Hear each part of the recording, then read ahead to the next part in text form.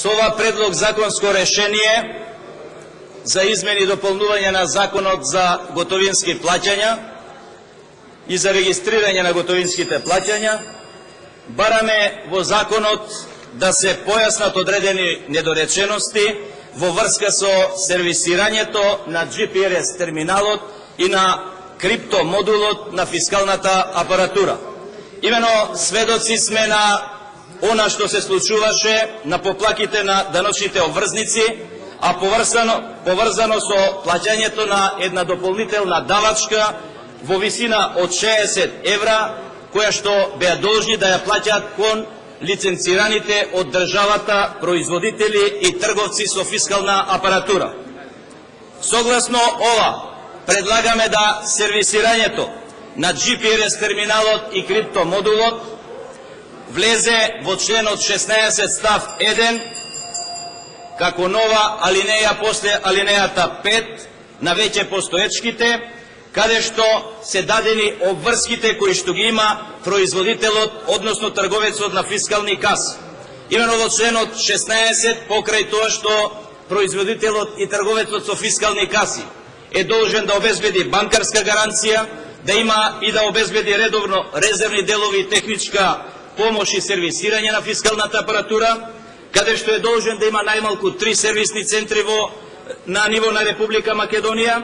најмалку еднаш годишно да врши проверка на продадената фискална апаратура и тоа без надоместок, и да во рок од 72 часа од барањето за интервенција од корисникот на апаратурата истиот биде поправен. После овие алинеи бараме да се воведе алинеја 6, со која што бараме да стои согласно она што ви е дадено како измени и дополнување на овој закон во член 1, односно во членот 16, после алинејата 5, да се додаде нова алинеја 6, каде што сервисирањето на фискалната апаратура во врска со GPS терминалот и криптомодулот се врши без надоместок. Ова го бараме од причина што сите сме сведоци дека управата за јавни приходи, кога даночните обврзници го покрена овој проблем, се изјасни дека не е надлежна за наплаќањето на овие 60 евра на даночните обврзници,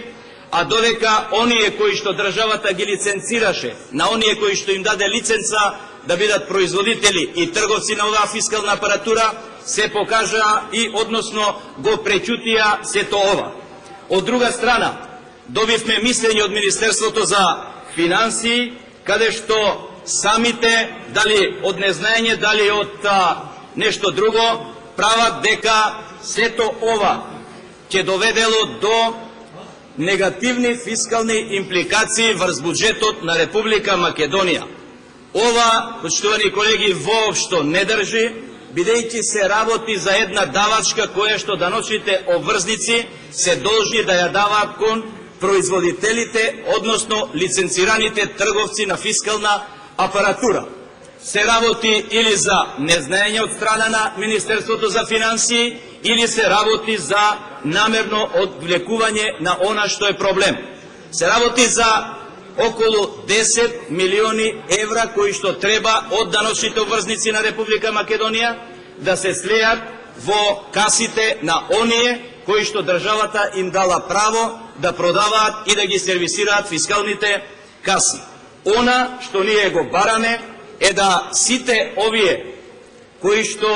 се како потреба за сервисирање да бидат ставени како алинеја, бидејќи има и други работи кои што ги работат без надоместок, да биде и сервисирањето на криптомодулот и GPS терминалот да бидат исто така без надоместок, односно да влезат во сите оние обврски кои што ги има лиценцираниот производител и трговец. Она што исто така во образците, односно во мислењето на Министерството за финансии го дале како образложение, дека овој трошок бил заедно со трошокот за набавка на фискална апаратура, дека истиот е како даночен кредит на даночните обврзници, воопшто не држи кај сите даночни обврзници. Се работи за најголемиот број на даночни обврзници, а тоа се преку 49.000 даночни обврзници, кои што поднесуваат годишни сметки и даночен биланс врз основа на вкупен приход, тоа е образецот ДДВ ВП, тоа е овој образец за ваша информација и никаде во овој образец не стои дека оние даночни обврзници кои што доставуваат даночен биланс врз основа на вкупен приход, дека се некаде ослободени за набавката на фискална каса, а не и за оние 60 евра за кои што буквално не се како ни трошок на оние кои што се лиценцирани, не прават никаков трошок, само за едно прегледување на фискалната апаратура прават договори по 60 евра годишно, им земаат на една фискална каса на сите даночни обврзници. Значи се работи за бизнис од преку 10 милиони евра, сметајќи дека имаме над 160-170 илјади фискални каси кои што се инсталирани во Република Македонија. Најголемиот, повторно ќе кажам, број на даночни обврзници кои што воопшто не ги користат тие даночни кредити, се работи за малите средни предпријатија, односно оние даночни обврзници кои што доставуваат даночен биланс на остварен вкупен приход и тука во образецот го нема сето ова искажано. Понатаму бараме во Законот за готовински, односно за регистрирање на готовинските плаќања, да извршиме одредени измени во областа на намалување на казните, а со тоа ќе им излеземе во пресред пред оние кои што досега ем ја плаќаа казната, ем од страна на управата за јавни приходи беа затварани 15, 30 па и 60 денови да не обавуваат дејност. Знаејќи дека еден ден да не се работи, ќе се на некој начин одоговлечи она што значи создавање на вкупен приход, создавање на давачки кон државата, а ние се уште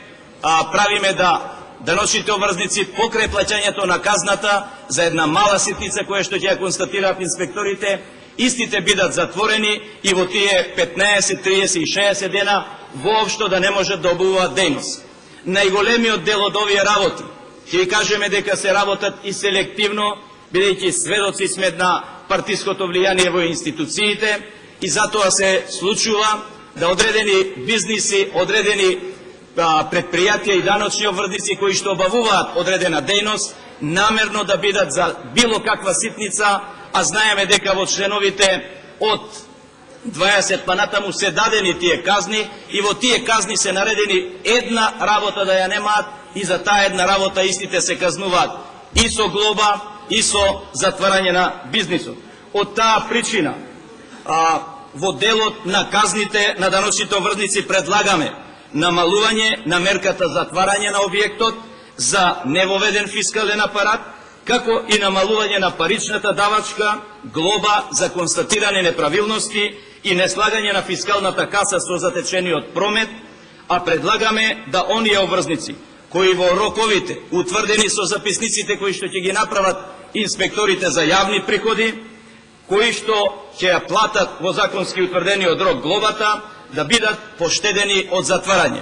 Со самото затварање не добиваме ништо, на даночниот обврзник од една страна му бараме навреме да ја плати глобата, од друга страна, ако не работи, како ќе оствари и за своето семејство, и за она што значи плаќање на глоба. Се работи за отпуштање на работниците во тој период, а исто така во тој период онаму каде што имаме затечена роба која што е кварлива, односно роба која што и поминува рокот, да истата роба после отварањето на тие простори биде истата неупотреблива, односно повторно си нанесуваме штета и на нашите граѓани, на нашите даночни обврзници, а со тоа и на државата. Затоа, почитувани колеги, сметам дека ова предлог законско решение во овие новогодишни празници ќе им биде добре дојдено на даночните обврзници. Сметам дека не е ниту од политика произлезено, ниту е со некој популизам, туку е исклучиво од барањата на граѓаните,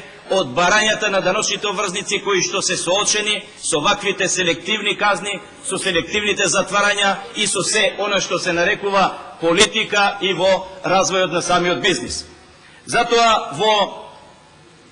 член 2 од изменувањето и дополнувањето на Законот за регистрирање на готовинските плаќања, предлагаме измена во членот 20а, во став 3 зборовите во трајање од 30 дена за даночен обврзник правно лице и 30 дена за даночен обврзник физичко лице да се заменат со зборовите до отстранување на неправилноста. Ова значи да сите оние даночни обврзници кои што ќе бидат затекнати без фискална апаратура, да им се овозможи да не бидат затварани 30 дена, туку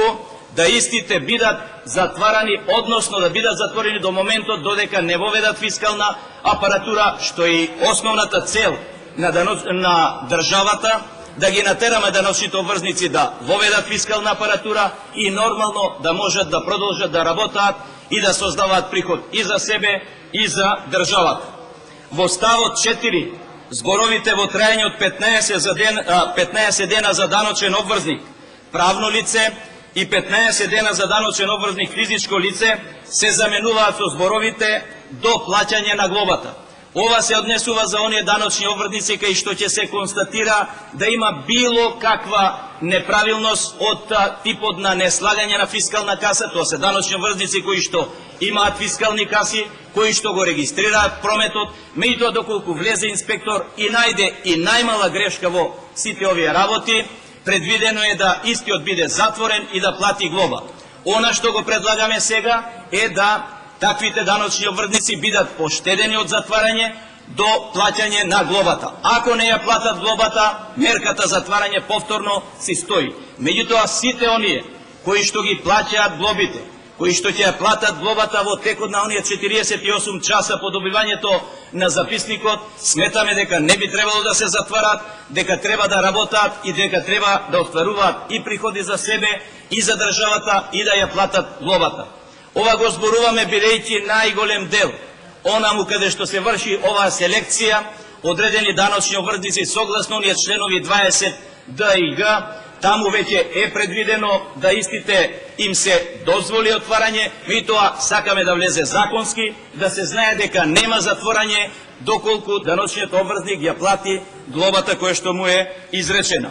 Исто така и во ставот 5 алинеја 1, бројот 60 дена затварање на објектот, сметаме дека е премногу и да се замени со бројот 15 дена затворање за оној кој што ќе го повтори истото дело.